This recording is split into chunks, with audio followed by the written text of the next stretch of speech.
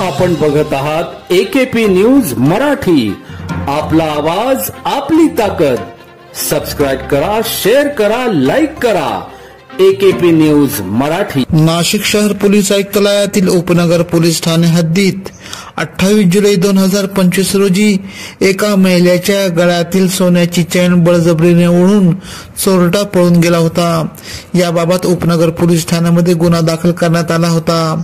याचा तपास गुन्हे शाखा युनिट क्रमांक 2 चे पोलीस अंमलदार करत असताना सीसीटीव्ही फुटेजची पाहणी केली असता चोरटा हा मोटरसायकलवरून फरार झाला होता। सदर चोरटा हा नाशिक रोड बस स्थानकाकडे गेल्याचे दिसून आले।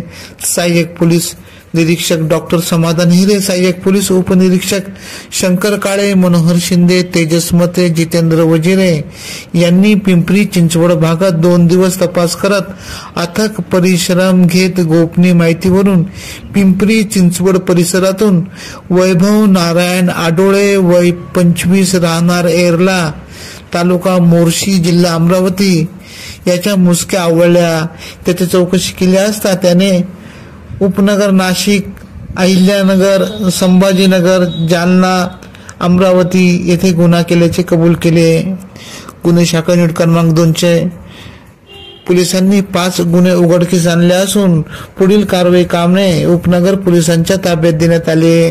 सदरची कामगिरी गुन्हे शाखा युनिट क्रमांक 2 चे प्रभारी अधिकारी सहाय्यक पोलीस निरीक्षक हेमंत तोडकर, सहाय्यक पोलीस निरीक्षक डॉक्टर समाधान हिरे यांच्या मार्गदर्शनाखाली उपनगर पोलीस स्टेशनतील प्रभाकर सोनवणे, बाळू शेळके, विलास गांगुर्डे, राजाभाऊ गांगुर्डे, शंकर काळे, प्रकाश बोडके, सुनील आहेर, मनोहर शिंदे, प्रकाश महाजन, वाल्मिक चव्हाण, नितीन फुलमाळी, तेजस मते, जितेंद्र वजिरे, गौरव गवळी, जयंत शिंदे उपनगर पोलीस स्टेशनच्या पोलीस अंमलदारांनी केली।